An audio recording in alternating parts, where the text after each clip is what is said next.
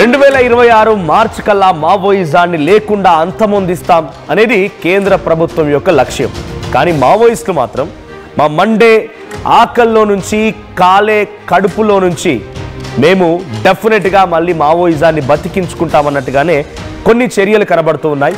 So ఇటీవల కాలంలో ఛత్తీస్గఢ్ అడవుల్లో హిడ్మా సొంతూరైనటువంటి పువర్తి ఆ సమీప ప్రాంతాల్లో పెద్ద ఎత్తున తవ్వకాలు జరుగుతూ ఉన్నాయి. అక్కడ కొన్ని ఇండస్ట్రీస్ స్టార్ట్ అవుతూ ఉన్నాయి, కొన్ని పవర్ ప్రాజెక్ట్స్ స్టార్ట్ అవుతూ ఉన్నాయి.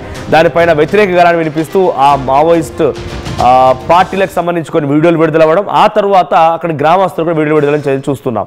సో మావోయిజాన్ని బతికించుకుంటున్నాం అన్న చందంగా ఇంకొక సంఘటన చోటు చేసుకుంది. మావోయిస్టులు మళ్ళీ పంజా విసిరారు. ఛత్తీస్గఢ్ బీజాపూర్ జిల్లాలో నక్సలైట్లు మరోసారి రెచ్చిపోయారు. కాంట్రాక్టర్ ఇంతియాజ్ అలీని కిడ్నాప్ చేసి హతమార్చారు మావోయిస్టులు.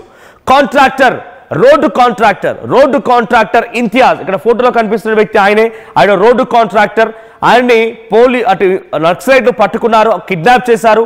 వాడి సహాయకుడిని, ఆ కాంట్రాక్టర్ యొక్క సహాయకుడిని కూడా అదుపులోకి తీసుకున్నారు.